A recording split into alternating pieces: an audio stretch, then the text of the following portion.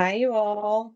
Welcome to another episode of Spirituality versus Religion. This is your host, Hollie Windhorst, your favorite psychic medium.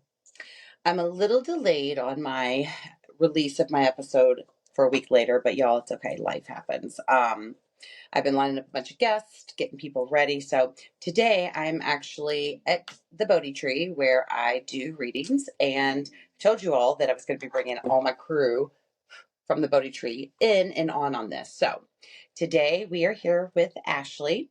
Ashley works here at the Bodhi Tree with me, and I'm going to give a little background and let Ashley kind of share a little bit about herself. But when I started here, Ashley was working at the front desk because we sell all kinds of goodies up here at the Bodhi Tree. And she has transitioned into doing card readings, amongst other things. So we're going to talk about that.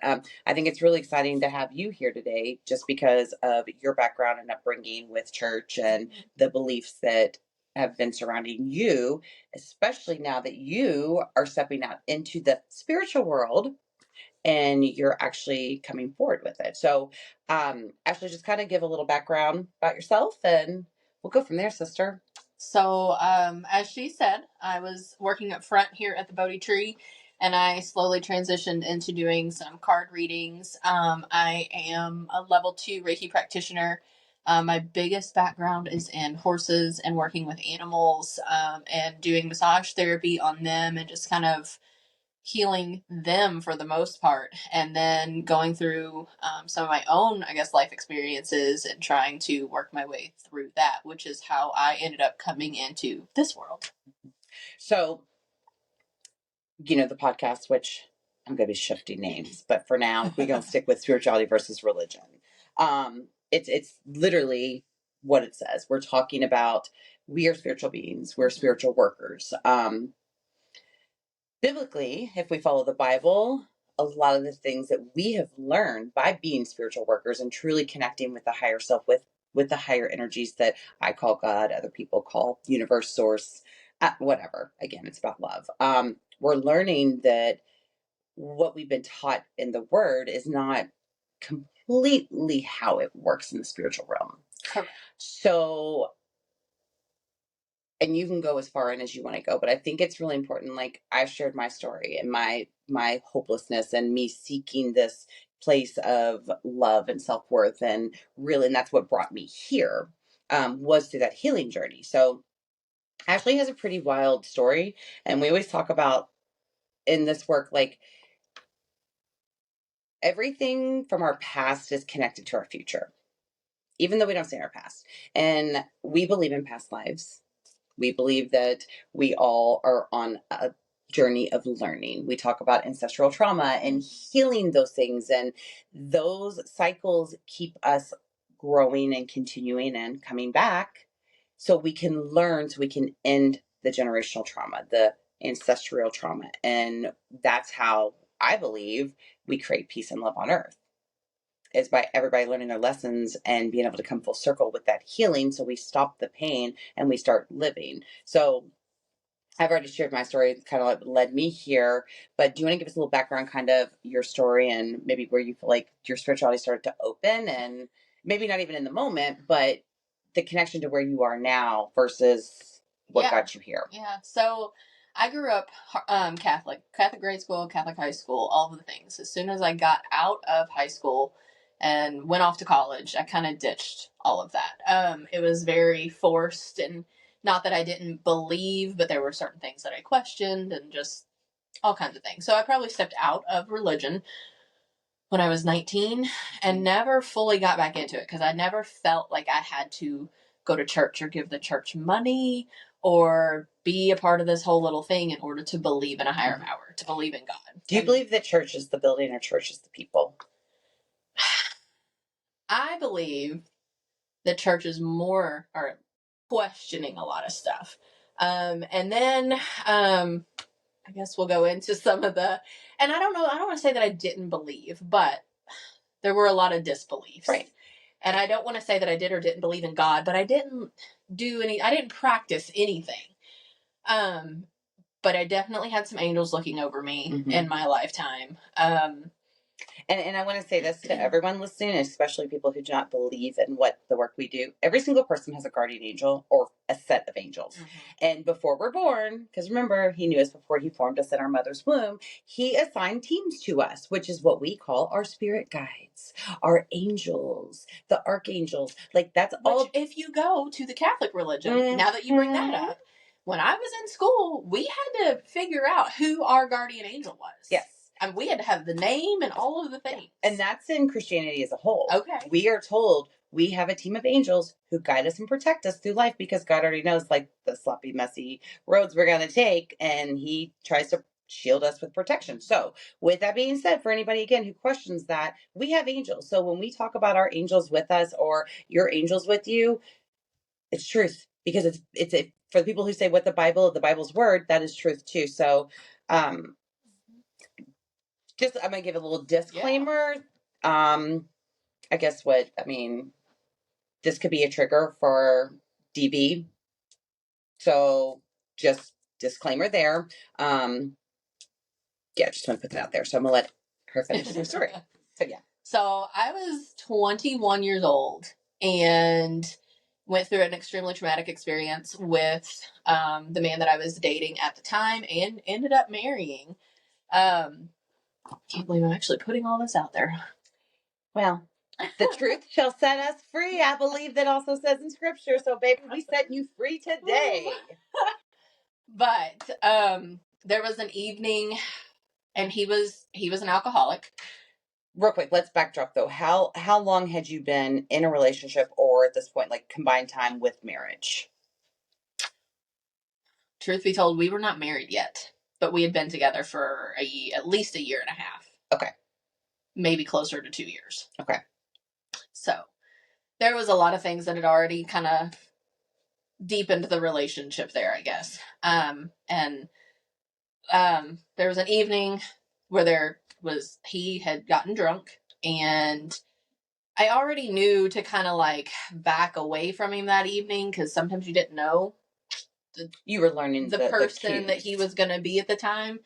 And there was already I think he had already kind of had a meltdown about a past, like an aunt that had passed away and just things were a little off the chart. So I was like, you know what? I'm just going to take myself out of the equation.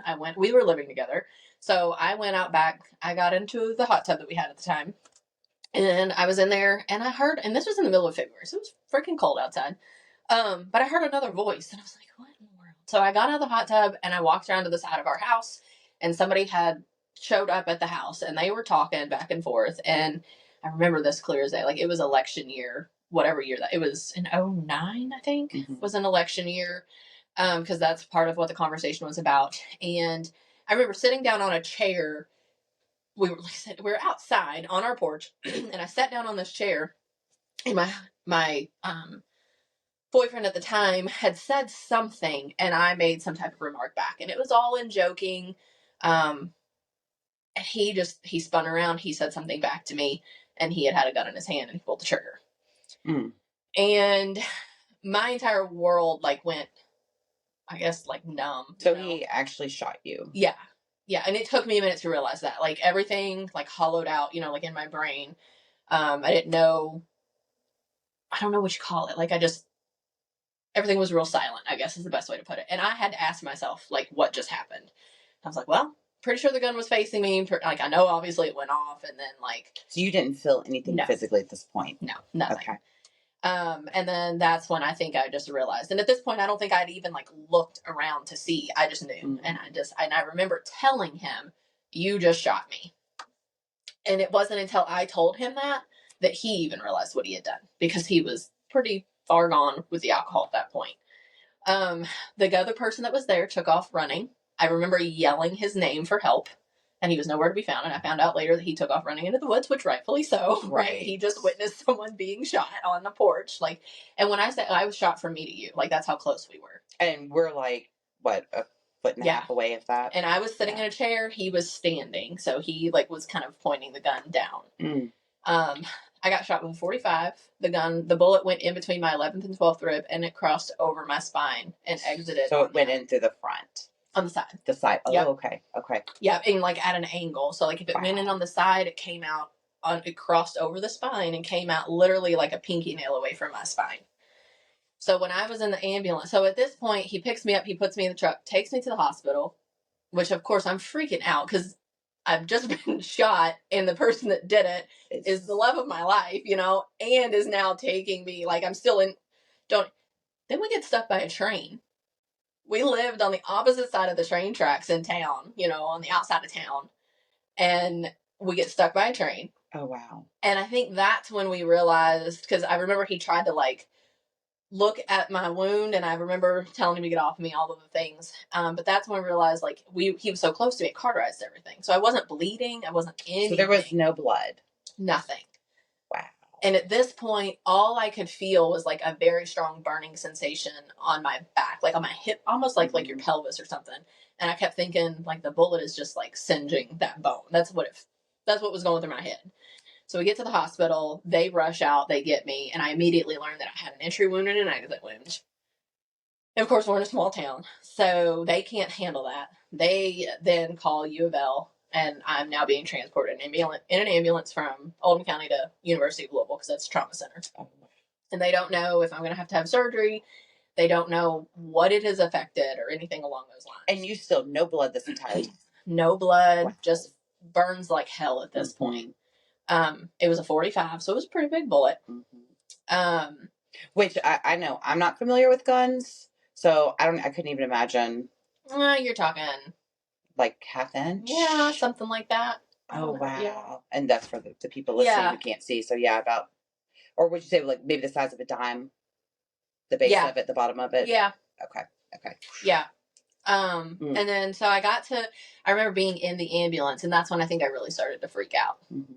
So where adrenaline was running. Where was he this whole time? So they had him. They would not let him come with me in the ambulance from the first hospital to the second. Do they know? So now the cops are there and they're interviewing. Do they know he shot you? Yes. I mean, he was very honest about that when he pulled up. Like when he pulled up to the ER. Wow. And he was like, but of course, we're in a drunken state and everything else too. Emotions are high and yeah. And I remember asking the guy in the back of the ambulance, because like I said, starting to freak out at this point, if I was going to die. I specifically remember asking that. And of course they can't give you those answers. Right. But they did tell me, we've never had anyone shot in the area that you've been shot in with the caliber that you've been shot with that could still talk to us, let alone move their feet. Wow. And I was doing both of those things at the time. So then they got me to the hospital. They ended up not doing exploratory surgery. They did do, would it have been a CAT scan? Mm-hmm. Found out that it amazingly somehow missed everything. Like it cauterized, it missed everything. It was basically a muscle injury at this point. Told me to treat it as a muscle injury. I was in the hospital under an alias. Had detectives in and out of my room all night. They kept me overnight to make sure that I didn't start peeing blood. And I was released the next day. And because everything was cauterized, like they didn't have to pack the wound or anything like that. We just kind of had to like clean it and re-bandage it every day. We had to bandage the side and the back until it healed up. So, and I think this is, and we're going to get into that just about the protection that was surrounding you, but during all of that time though, like, where was your mind? Because this is the person you love. Mm-hmm. And for anybody who's been in any kind of domestic abuse, regardless situation, we love those people and we make excuses. And even though in our right mind, we're like, this is not okay. Like, this is not okay.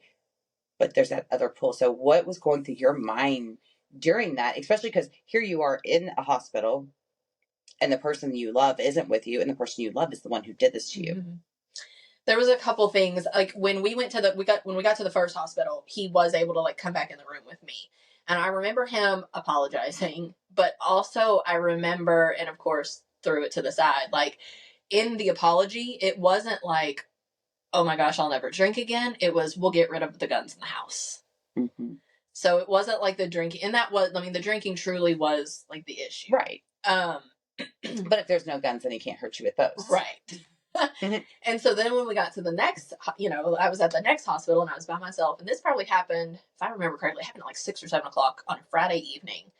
I waited until 11 o'clock at night before finally letting the hospital call my mom. So nobody knows what's happened to you except for him. Mm-hmm. Wow. And I was too embarrassed to want her to know. Right. I wanted to be okay first, and then at that point I hit panic mode, and I was alone at this time for several hours in this position, and the cops kept asking me, like, who can we call, things like that. And so finally I did. I let them call my mom. Of course, seeing that look on her face was god awful. And at that point, like, they were supposed to go, I guess, like, talk to him, arrest him, let me know when like all that happened. So at that point you were good with, you wanted to press charges? It wasn't an option. Yeah. Okay. Yeah. So like, I really wasn't even there at that point in time. Like, I was still just like, I don't even, is this really happening? Yeah. And of course they even said to me, like, the Commonwealth's going to pick it up no matter what. We are arresting him. And then of course the press charges part would have come later if that was something that I was going to go through with. So they told me that they would have let me know all of that information. Or actually, I think they even asked if I wanted to know, and I did. And to be honest, as sick as it is, like, I was still concerned about him. And I was going to ask you that. Like, did you really want him to go to jail in that moment? No, in that moment, probably not. Like, I really think I just wanted him to quit drinking. So imagine that, like, and I was like, was this the wake up call he needed? How stupid is that? You would, but I think that's important to talk about, and we don't talk about that because there's women every single day, and there's men too, but women every day in these relationships, and they're still trying to love the love into someone else and to make them see their worth. And well, if they'll quit drinking, or if they quit doing drugs, or if they'll just do this, then they're going to be okay because they're unhappy, they're sad, and I need to be there for them. And that's where I was. Yeah. Like, completely. And the fact that you, and it's, I always say it's okay and it's normal. Like, you felt guilty and you were embarrassed to call your mom.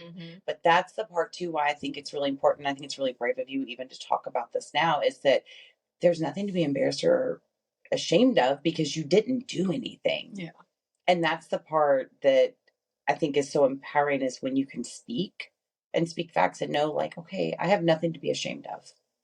I survived it, and I'm here today to talk about it for a reason, because someone needs to hear this. So, okay, when your mom got to the hospital, and at this point they're talking about pressing charges, like, what are you doing at this point? I'm just there. I'm just laying there. I know my mom and my dad showed up.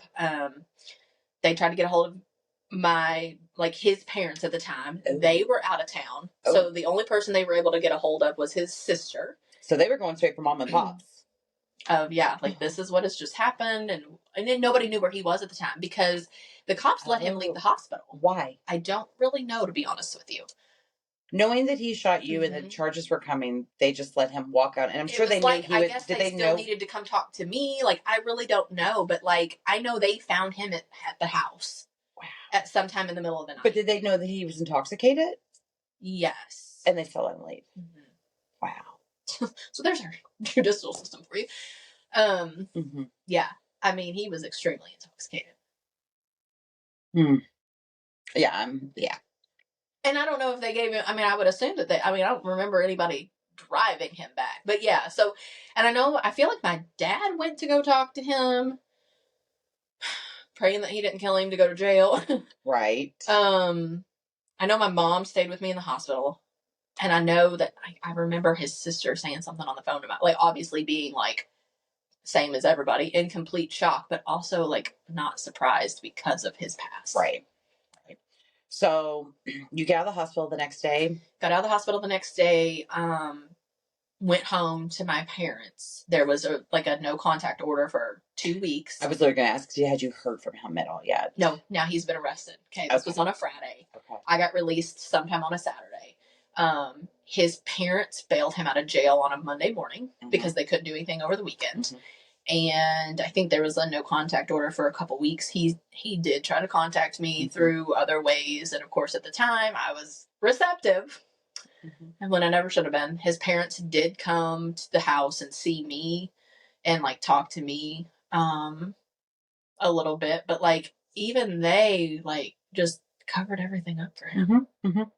I mean, like, I think I remember his dad saying, like, something along the lines of maybe, don't go back to this, right. Like, I don't remember his mom ever saying that. I don't remember it ever being like, it was almost like, we're glad that, you're okay, but it was, it was very much still all about him type of thing. Right. And it probably always had we get him out of jail. Right. just protecting him because they knew. Yeah. And who knows what else was going on that maybe other people didn't know, even you. One thing I will say, you said, of course, I was answering, I was receptive, and I shouldn't have been. No, I told her, like, I'll talk about this all the time. Everything happens for us, not to us, and there is a reason for everything. So that was a part of your journey. And, you know, that's also part of what happens when you're in those relationships. Yeah. It becomes a trauma bond. And Oh, yeah. you literally had been shot by someone, but that trauma bond was not broken. So you're going to keep going back until you get to that place. So I guess kind of move forward, like once all that happened, there was the 2-week protection order. And I guess when that was over, like that would have been the first time that we really were able to have any type of contact. And I did. Like I went back, you know, and so 2 weeks later you went back. Yeah. Okay. Yeah. I'm pretty sure. Okay. But that's okay. And I think that's something too, like be firm in that and be okay with that because you need it to. For you, I mean, not needed to, and that's a different, I shouldn't say it like that, but like that was still part of that journey that you were going through completion of. And it's also part of that process. Mm-hmm. What do they say? It takes 7 times for a woman to leave. Oh, I could definitely see that. Yeah. Yeah. Yeah, I could see that because there was still 8, 9 years after that. Yeah. So what ended up happening once you went back? Like, did the court stuff just go away? So no, it took about a year in court before it to even come up with anything. It was back and forth, back and forth. His lawyer came and talked to me at one point. At his house? No, this was at my house before I guess I went back. Okay. And it did not matter. The state was picking it up, which he clearly didn't have the best past anyway, which I mean, I would think that with any shooting incident, the state is probably going to pick it up because we're in Commonwealth, right? Yep. But it took a year before we were actually like in some type of a trial or in front of a judge for them to make any type of a sentence. Okay. We're in a small town. He did have the good old boy network attorney, all of those things. He came from money. His family had big money. So he got a felony diversion. He got a 5-year diversion where as long as he stayed a good boy and had no record of lost all possession of guns, alcohol, and drugs for 5 years, then it would be wiped from his record like it never happened. Otherwise, he was supposed to go straight to prison for 10 years. Now, and he had sobered up immediately. Okay, like that year from the time it happened to where they even sentenced him with this, you know, he had pretty much quit the drinking and things like that. Then that happened, which meant we had to be sober. Now, did he have some slip-ups? Yes. But for the most part, he was sober. Doesn't mean he was a good person. Right. But he was sober. But there was one time along the road that somebody, and of course he had a probation officer. Our house got searched. They showed up in the middle of my business because I had a business where we lived. I ran a kids camp. I had kids on horses outside, and I'm talking the entire flipping probation and parole and officers showed up in the middle of all of it, searching our barn, our vehicles, our house, in front of all these kids. Why? Because they had the right to, and somebody had tipped them off saying that he had a gun or a bullet or something. And they knew his past, and they didn't. He always had some issues with people, so like that was their first go-to. Did he really?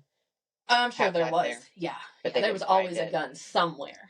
His dad had most of them, but there was always something somewhere because he was a paranoid individual and always thought somebody was coming after him. Do you know who reported him?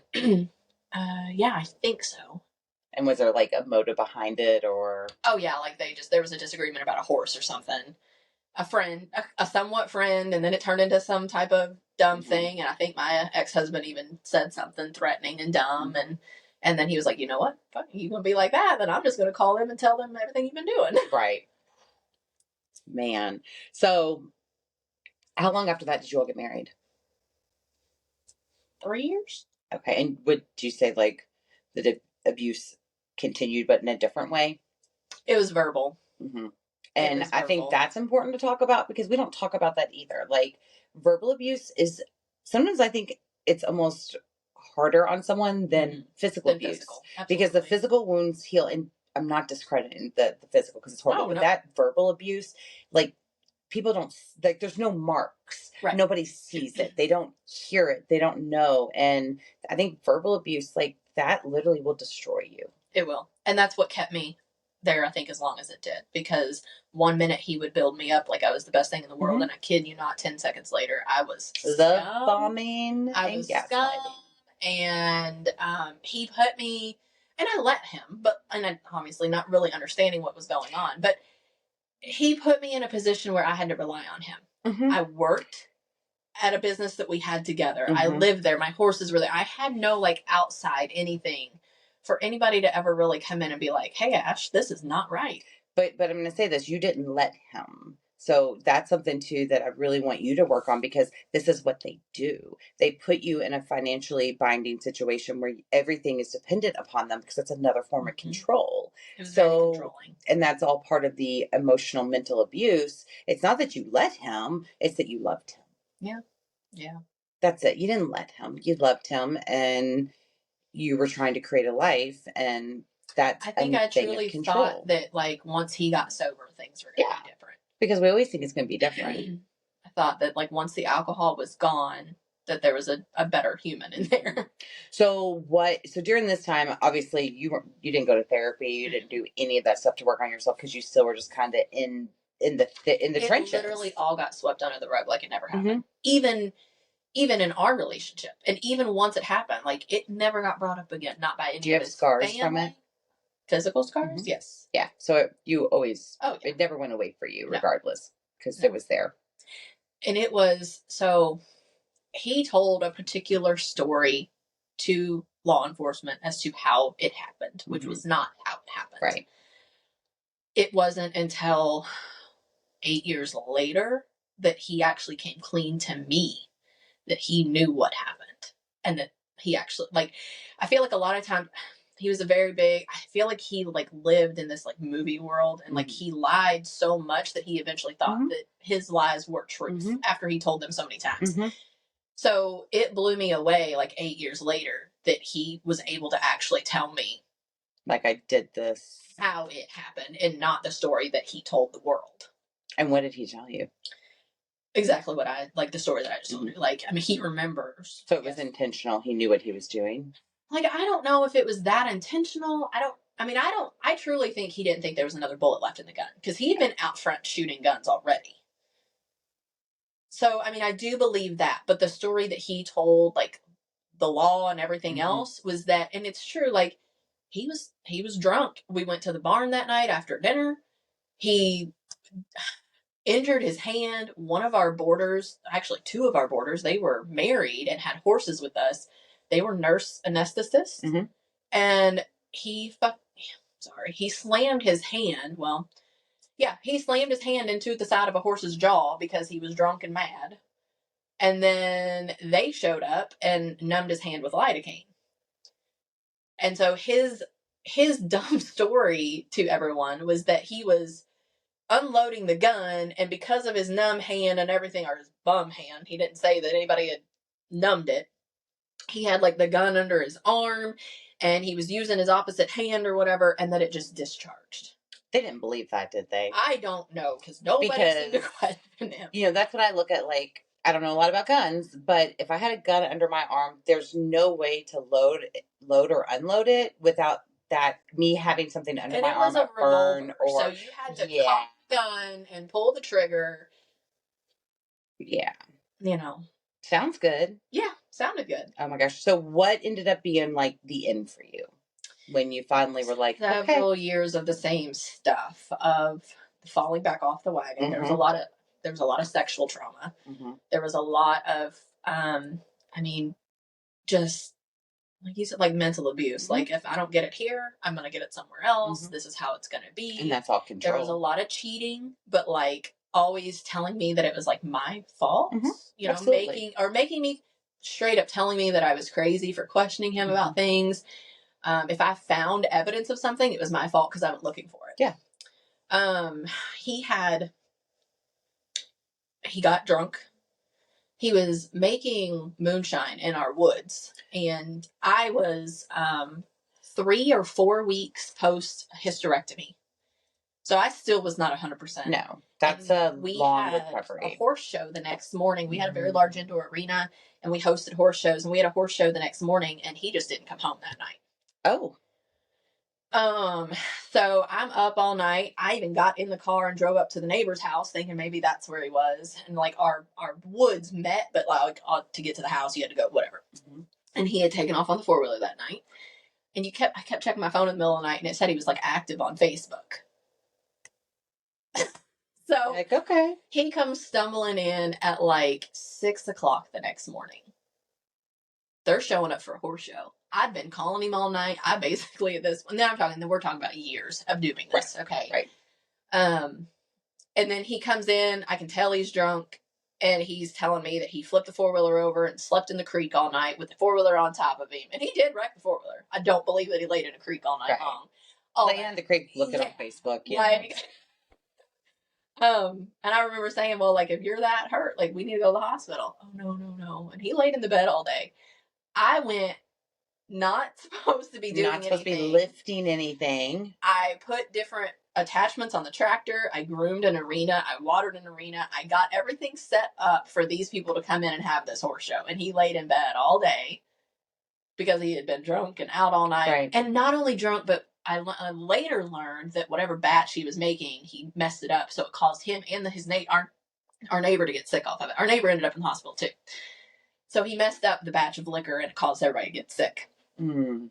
But I remember calling my mom that day because I was now working the concession stand too. Like, because nobody was there to do it. He was supposed to do it. And I just remember finally, she doesn't know half of everything that happened. But at that point, that's when I was fed up. And I was like, I am tired of cleaning up his messes. Yep. I am tired of like coming in and acting like everything is fine and, just pulling all the pieces back together when I'm not the one that tore them apart. Right. And even then, I left for maybe a month and went back for another year. Oh, wow. So total time from when he shot you to you finally left for the last time, how long was that? I'd say 8 years. Okay. And when you left, was it complete no contact and you just No, he still contacted. I tried to go. I had 7 horses. It's hard to take off with 7 horses. Oh, yeah. And he had the trucks and the trailers. Right. Everything was in his family's name so that nothing could be taken away from him. Right. So you left with what you walked in with yourself. Both times. Mm-hmm. Yeah. And I think that's part of why I went back, because I was like, what am I going to do? I have no career. I have no way of supporting these horses. Like and like that was my thing. Like I came in with 1 horse. I left with 7 or 8. Yeah, like I didn't know what I was going to do. So part of me, I think, went back because 2 things. I remember even thinking this, like, life kind of sucks here. Right. But it's kind of good here. Like, you know what I mean? Yep. Like I had everything I needed financially. I had the dream horse world. I had trails. I had the arena. I had the trucks. I had the trailers. Like my horses were in great, you know what I mean? Condition. They were I could take care of them the way that I needed to. And at least I knew his patterns so I could deal with him. Mm. Whereas I didn't have to go learn anybody else. Yeah. It wasn't a surprise anymore because I'd been doing it so long. I could read him like a freaking, Yeah. So I think that's one reason that I went back. And the other reason was like to try to figure out how to get my ducks in a row before I left for good. To be able to go for good. Mm-hmm. Mm. And then what set it off the final time was he got off of probation and he immediately went back to drinking. Okay. So and I was too scared to go home. Oh, wow. Because I remember being at the barn one night and I could hear him shooting guns off the porch and I knew he was drunk. I can't tell you how many times, especially at that last stage, that like, number one, I knew he was drinking or drinking with someone and I would tell him to take him out, keep him away from the house so that I didn't have to deal with him. Or I was too scared to go back home, or I would have to call someone because I knew he was drinking at the house and I'd have to walk over there and I would call someone to come and like see what was going on. Like I remember one of his old buddies who luckily was like a local metro cop came in and like went through the house first before I went into the house, hid any guns that were exposed. Wow. Mm. Mm-mm. So during that time, and because we started talking about like you grew up Catholic and about your angels, like during that time, was God a part of that? Did you ever question God or question spirituality or look like how did that affect your role? I definitely see it more now. Like clearly, and everybody's always said that somebody was looking over you, especially the first night. Right. Oh, absolutely. But there is no way I think that anybody could go through some of the stuff that I went through in that marriage without having some type of protection. Mm-hmm. And like, I kind of beat myself up over and over for not seeing it or listening to it sooner and walking away sooner. Mm-hmm. But that was one of the things the last time too, was like, I already almost didn't make it out once. And now we're back to the drinking heavily and back to those things. Like, I might not make it out next time. Right. Right. But I think that's one thing I'm still going to challenge you on is, instead of saying I could have, say, I did what I was supposed to do. Regardless of, no matter how many times you went back, no matter what you experienced, like, everything happens for you, not to you, and there was a reason for it. So, I think that's something anybody in your situation, like, instead of looking back on the regret or the shame or, any of that, just to have acceptance and say, that was the path that I chose, but look at my path now. Yeah. Because until we're done, we're not going to be done. Yeah. So. And he was never going to be done. Oh, no. No, because that's loss of control, and that power takes away, and no. So from that time to now, what do you feel like has shifted for you with your spiritual? Like, how did you become open, and where do you feel like this gift came alive? Like, what led you on this road? And I always tell people, like, I firmly believe that when we go through these traumatic events in life, and when we start doing the work on ourselves, even if it's minor work, like, if you talk to most people in our community, the spiritual community, most of us have had, like, there's some huge stories. Now, I don't have anything as huge as Ashley's, and, mine just life situational things and big moments, and like the ball dropping out, the bottom falling out. But there's always some big event that leads us to this opening and this awakening, because that's what it is. I always feel like it's like the ashes, like we have just, the dark night of the soul, we have just turned to ash, and then from that ash, which, like, your marriage and the abuse you endured, and that was like, you were shot, that's like your ashes. But from that ashes rose the phoenix, which was that opening and that strength. So where did you on this journey after leaving, how did you get here? Like, how are you now connecting with spirituality versus religion? I think so, because I never really, the religion thing kind of ended when I was 19 or 20, and I never went back that route. I always, I guess, had questions. And then about the time that I probably left, I got very heavy into working out. And a lot of the workouts, or all of the workouts that I did, were through Beachbody. So they were all online, and all of those trainers had a lot of like motivational things to say. And it just slowly started shifting like the way I thought about things and like the mindset of things. And then I started noticing, like, when I was working out, like, I was releasing a lot. Like, there were times that I would break down in the middle of a workout and cry and really didn't know why. Or I would just, like, the workouts helped me get through and off of, like, antidepressant and anxiety medication. And I think that's a part of what kept me in my marriage as long as it did, was because I was kind of numb for a lot of it. And I could let things slide.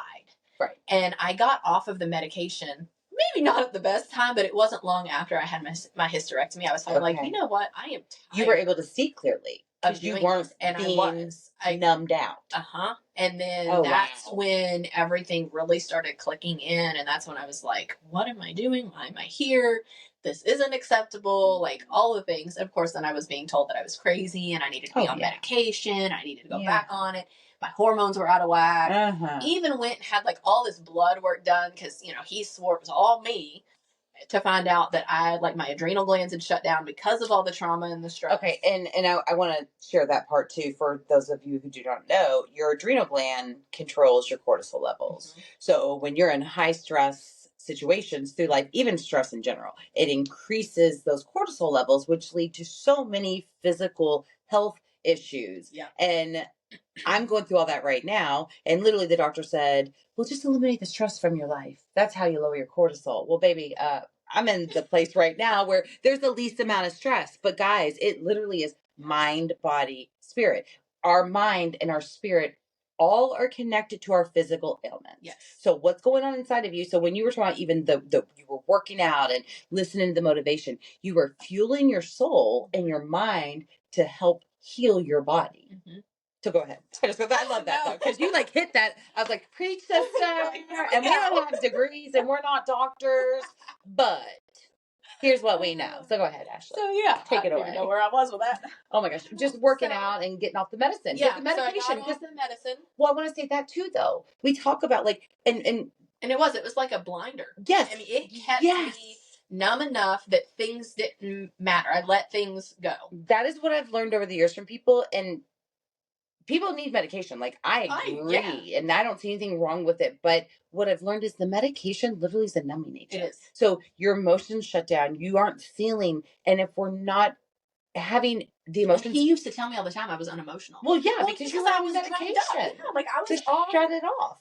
And and that's what I always tell people. Like, we are allowed to have emotions. We're not our emotions. So if we literally are just going through here and not feeling things and having the experience, like, you're literally just walking through, you're just existing. And that's probably what I was. And you're not healing, because you're not going to heal from not feeling. You have to feel that emotion to heal from it. So there's no coincidence either. The fact that you came off your meds, once you got off your meds, even removing the exercise and the motivation, the mind fuel that you were getting, you were not on the meds. And all of a sudden your body says, yo, remember this feeling? Hey, listen, you know what's going on. So let's go back to this. So that is so important.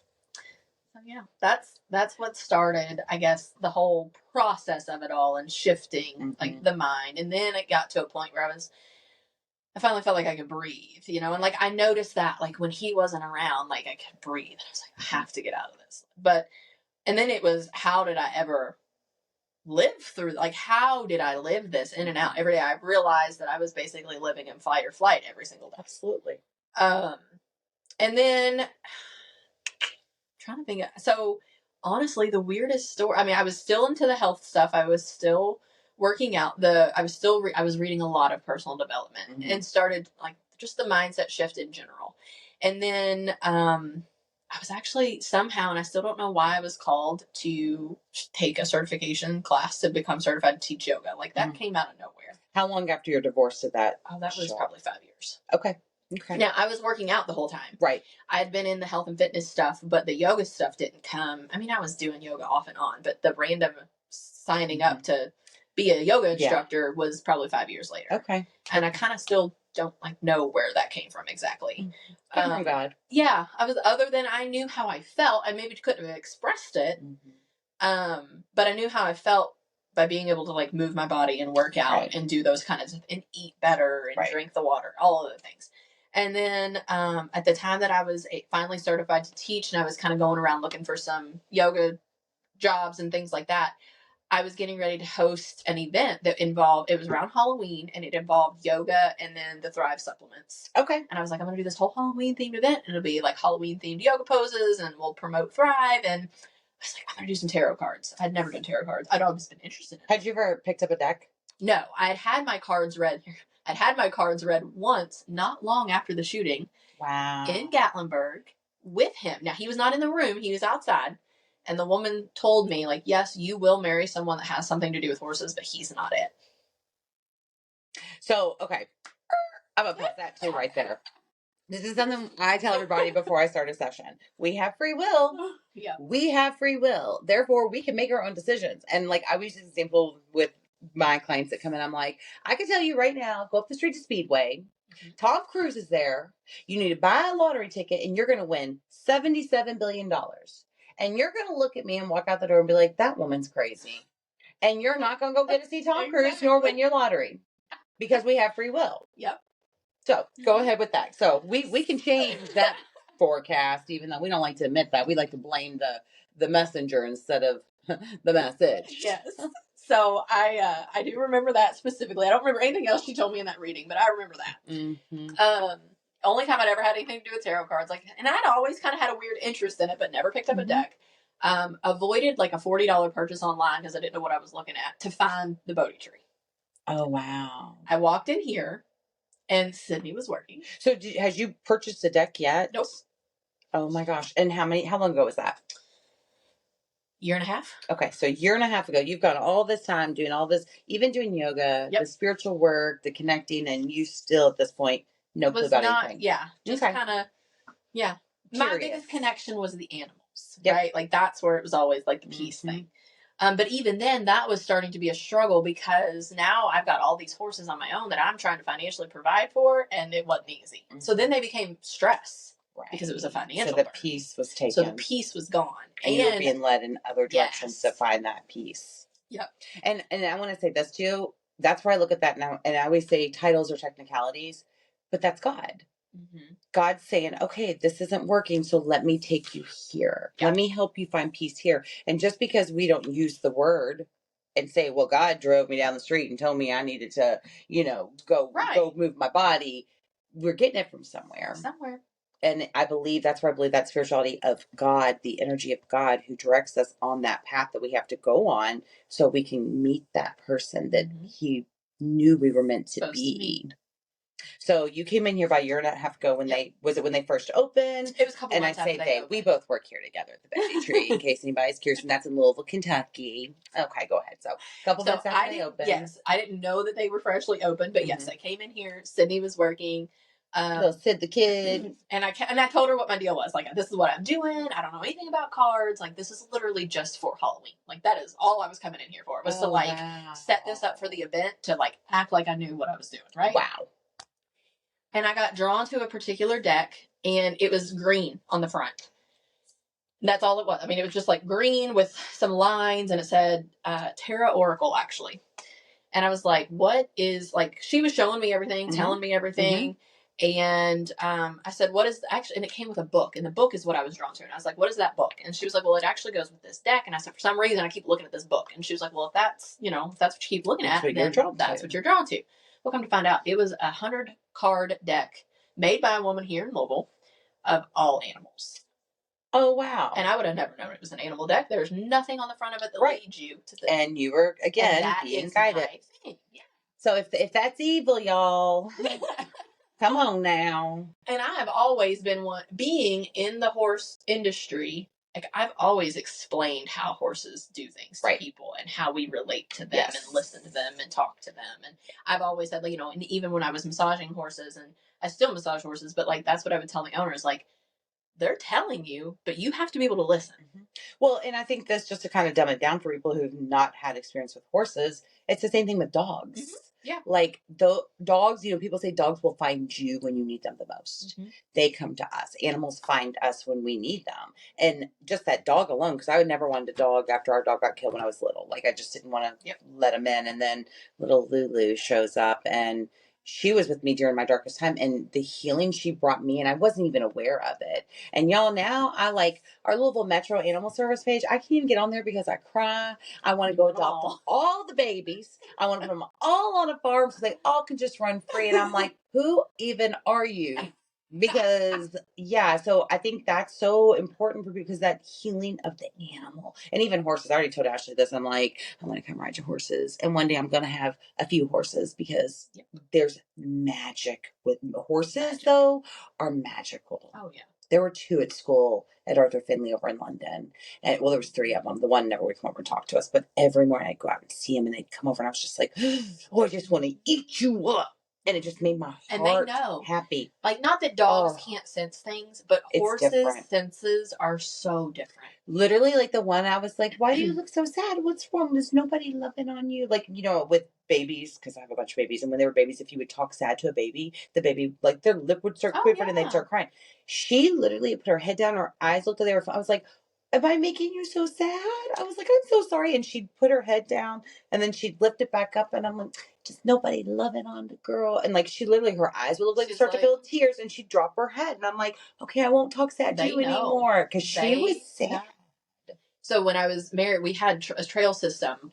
We lived in L'Esprit, and they have 25 miles of trails that everybody butts their property line up back a little bit, and so it creates that. So I never even had to put a horse in a trailer. I could literally saddle up in my barn and ride for hours and be on a trail. And I would go out alone a lot. And then so obviously horses know, dogs know, and I had a little Jack Russell, and he was my buddy. But I was trail riding one day, and I looked up, and I could have swore I saw a bobcat, but I wasn't sure, because it was quick. And we got a little bit further, and my Jack Russell would always go so far ahead and then kind of like circle back around and come get me and then go so far ahead. Well, this time he came back and he planted himself and he wasn't moving. And the horse did the same thing. Like we got 3 steps ahead and like he stopped and like I'm egging him on. And they're both just like fighting me. And finally I was just like, you know what? What I think I saw, I probably saw, which is why both of you all don't want to keep going. So we just turned around and went right back. Oh, wow. Yeah, and that is even the power of animals and the intuitive nature of them. The horse may not have seen it, but your horse sensed it. Yeah. And that's our intuition. Real quick. Yeah. So you came in here. So, yes. You bought your deck for your event. Came out with like $130 worth of stuff. Oh my gosh. Yeah. Did my little event, started messing with that deck. Started teaching yoga fairly heavily and like using the cards in my yoga classes.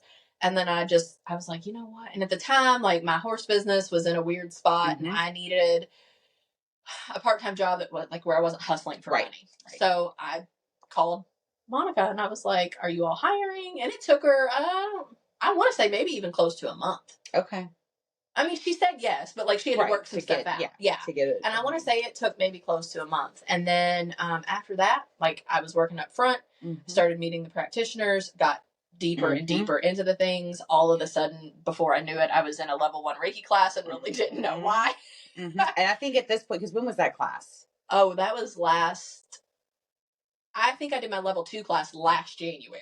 Okay, because I started here in May of 23, so May of last year. I would have already had my level 1 and level 2 then. Which I think I knew you had your Reiki, but you really, even though you might have had the cards and stuff, you still weren't no, I was still doing anything. Like I was doing it on my own, I guess, but not for anybody. So, and just to clarify, so at this point, Ashley's working here at the Bodhi Tree, but she's working at the front desk. Like, and I should not just, but like I said, the whole front area is an amazing little store of goodies. And she worked at the front desk. She opened the store, made sure everybody was here. She would close it down, and I can remember even having conversations with her when I first started with you. And you're like, I just don't know what I'm supposed to be doing. I'm like, you're supposed to be doing something with the spiritual world. Like so I what are you waiting on? Through this weird transition, and I was slowly, like I was taking more and more yoga classes to better my education to teach, and I was learning more about the breath work. Yeah, oh my gosh. Really we'll talk about that another day, breath work. Like the effects of it. And then that's when everything just kind of started piecing together, because the phoenix started to rise. Yeah. So when did you start? Okay, so you how long have you been reading cards here then? 4 months. Was it like August? Maybe. July, I was here. July official. or August. Okay, because it was shortly after I became official. Yeah. So I think probably right there about August. Yeah. So now Ashley does. Yeah. I mean, I don't think she doesn't work the desk much anymore, but she takes appointments. She does walk-ins. She's reading the cards, and and I think it's really cool because again, she grew up in a church. She has a religious background. I do. But through her experiences, she found a spiritual relationship, and I think that's what it's about. Found this cute little thing today, and I thought it made beautiful sense. Thank you, because I always look for this. So and I'm gonna read this too because I love this and I see this all the time. Because again, like I say, a title is a technicality. Exactly. And I actually said this earlier up front to Denise and Sydney when we were talking. I'm like, my cousin shared this experience at this church, and they were doing a Zoom call, and she said there were like 400 people online, and one of the people who was, ministering was like, I just can feel that somebody on this Zoom, it's on the call, someone who's tuning in live right now, or maybe it was just like a Facebook Live, so you don't know who's there. She's like, you've got a severe food allergy, and you like described everything that my cousin had been going through to a T. And she's like, and you're going to be healed of this after today. You will be healed tomorrow, and you'll never suffer again with this allergy. And she said, and I'm healed from it. And I literally said to her, I said, so what's the difference in what she just did during church service and what I do any day of the week when someone needs to? She's like, well, because we're prophesizing and it's in the church. I'm like, but in God's use. I'm like, so someone telling you that you're going to be healed from your allergy because it was during a church service, how is that different than me sitting here giving the hopeless hope? You giving someone hope and saying, like, this is what's going on. Like, yeah, you have an allergy and this is what you can do to heal it. Or like, Make that make sense? So we opened that back up. Yeah. She pulled up on her phone and closed out. So that's the part. That's why I'm doing this podcast. I want people to meet people that are real and the experiences through life that we've had and the relationships and the experiences and the beliefs and to see the other side of it because this is a really beautiful place to be. Okay, she has this post that says witches call it spells, Christians call it prayer, spiritualists call it manifestation, atheists call it the placebo effect, scientists call it quantum physics. Everyone's arguing over its name. No one is denying its existence. And I'm gonna tell you this. We That had was giving me chills, by the way. Yes, girl, yes. And I want to talk about that part about the meditation because my partner Simi had someone send him this. It's Dr. Vudi Backham. Dr. Vudi Backham. If you ever hear this or someone can get a hold of him, I would love to have him on the show so we can chat. Okay. So he sent this sermon from him. Okay. And he's like, and them spiritualists say you get quiet, you sit in meditation, you clear your mind. That's not what the Bible says, and that's not what God says. We don't clear our mind. And literally, and that's why I love that you shared that just now. But this is what I say. I'm like, they literally tell you in church to get quiet and be still. Mm-hmm. And then you will hear God's word. Now, it also talks about when you pray, not to babble, not to ramble on. So when we pray, praying is the same thing as sitting down in meditation and setting your intention and talk, okay, I really want to work on this, or I need to clear this out, or I need guidance on this. God, and I say God even. I literally, every time before I do anything, God, surround me in your perfect white light of protection, made perfectly for me, because only you know what I need protection from. Allow my ears to be open, my eyes to be clear, and my throat to be open and clear so I can hear, see, and deliver what is meant from you. But I'm doing the devil's work, boo. So anyway, so that's what I say. I'm like, how is that any different? Because when we get quiet and be still, then we can hear God's word. We can prophesize if we're a member of the church. But for Ashley, for me, for the people like us, we're meditating because we're just using a different title. Yep. Because guys, I say this all the time. There's gonna be a lot of really sad people when they get upstairs because guess what? The people that they shunned on and talked about the worst, some of them are gonna be sitting right next to them saying, "Kumbaya." Yep. What's up, boo? How's you doing? I shouldn't say I can't wait to see it, but it's gonna be interesting. So yeah, I think that's what's so important to hear. And I know this kind of like shifted a little bit, but I think it's important to hear people's stories and to know where we started and about our faith. And I think that's the most important thing is that it doesn't matter what you call it. We just need to have love and we need to love people where they are. Everybody believes in something greater than them, and like you said, it doesn't matter what it's called. Yeah. And then there's the people that, and I feel like we talk about this regularly in here, that the people that come to us believe in nothing. Right. They've lost all hope. Yeah, they have nothing to believe in because what the world has told them about God and about religion is completely opposite of how their life has been. And they've lived in suffering and pain. And, the people that judge the most, they're missing the most beautiful people in this world that need the most love. And that's where I feel like God uses us because they come to us. Because we don't judge you when you're in active addiction. We don't judge you when you're going through a divorce or if there's infidelity and you're coming in for assistance and guidance. We don't shun you because you didn't get married in the Catholic Church. So now all of a sudden you can't receive the body of Christ. Right. We don't judge you based on your sexual preference. We love every person where they are because it's all they need. And I think that's why it's so important to separate the titles and just freaking love people. Yeah. As long as you're doing good, as long as you, like, that was always kind of like my thing. You know what's right and wrong. You know what I mean? Like, there's so much suffering too in this world. And, I hear about people talking about, like, biblically, they're like, oh, this is end times. Reading the Bible. The world's coming to an end. And I'd say that this is let's get on this debate real quick. Okay. We don't have to, okay. But my thing is you want me and everybody, the way everybody, okay, first of all, when you read the Bible, it's your interpretation of it, number one. And number two, you're going to tell me that I'm supposed to live by this thing that 4 men went to the top of a mountain and all of a sudden wrote down on a piece of paper? Or as Denise said earlier outside, Jesus' frat brothers, Matthew, Michael, Paul, Peter, John. I can't remember the first five, sorry. That's supposed to be, that's supposed to be it? Like, how is that any different than you getting a message? Thank you. Well, like I said, the church service. Because they clearly got it from somewhere. Right. Right. And here's the thing that I go back to this too, and I debate, like, and I've said this before, like, that I've shared in posts on social media. I'm like, why can only men hear God? Like, we all get to hear the word of the Lord. It's what we need to hear in that moment. And I know people take what's good, what's meant for good, and they make it evil. And I get that and respect that. But it's perspective. Yes. And I'll say it today. I'll say it when I take my last breath. I'll say it for the rest of eternity. If I'm doing the devil's work, I'm going to keep doing it. Because I've seen a lot of people. I've seen a lot of good out of it. Oh my gosh. Well, and I shared this with you guys, and I've never shared it publicly. And that was the first time I've shared it. Mm-hmm. I have a Google phone number that I don't use anymore because I have another line for work to keep them separate, but I don't call it back. I don't call that number back unless you leave me a voicemail. And a few months ago, I'd missed a call from it. It was around 7:30 at night. And literally it was God. It was that nudge. Because something so convicting was saying, you need to call this number, Holly. Call this number back. And I call the number back and I answer, and it's woman. And keep in mind, she found me under psychic medium, not therapist, not religious minister guiding the hopeless, psychic medium.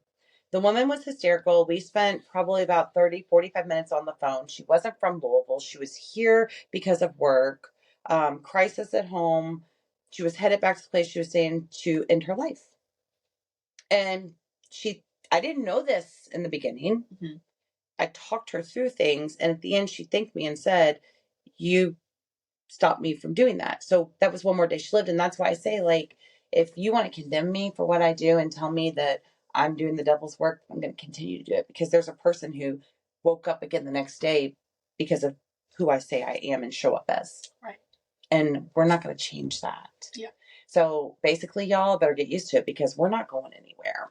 And as a matter of fact, we're going to keep stepping forward. I feel like in like just larger numbers, and because there's so much more to it. Like, there's just, I know, like, when I told you I was very connected with nature. Yeah. And, like, when I got into this, and I guess this is the witch part of things, like using the elements and, connecting with earth and fire and water and whatever. And then, like, that's all wrong, but yet God created that. So how is it wrong to praise that? That is literally what I was going to say, because back in the days, before we lived in the world we live in, there wasn't all this stuff. It was literally the land, water, the fire. Yes. That was it. Like, everything is God. The trees, but yet I'm not allowed to worship that or act like that's good. I have to go to a church and sit in a building in a pew that was made by man, which, yes, everything connects, but still it's the whole thing. Like, when you walk outside, that is, but you tore down that land to build that church. Thank you. And that to me is the greatest way to connect to God, is by walking on his land that he created. Yes. So I think that's a good place to end things today. Okay, you all. So again, this is my dear, sweet, lovey Ashley, and you can find her at the Bodhi Tree. And I'm going to send me your links and stuff, because I want to add those, because she also does some works with horses and things. So she's very, very knowledgeable, and we will add that in there as well. You can find me at the Bodhi Tree as well, and on all the social media links. Make sure you like and follow so you don't miss our next show, because we just want to keep getting spicy dicey up in here. So again, we're not here to change minds and to convince you. We're just here to educate you, because hey, we all can learn something, even us. Thank you guys for tuning in, and until next time, toodaloo. Dear Lord Jesus, I was gonna say, what do you hit here? I'm so scared. I am too. But I need to end. So do we end the call and then? I think so. I feel like that's a safer bet than leaving the studio. Mm-hmm.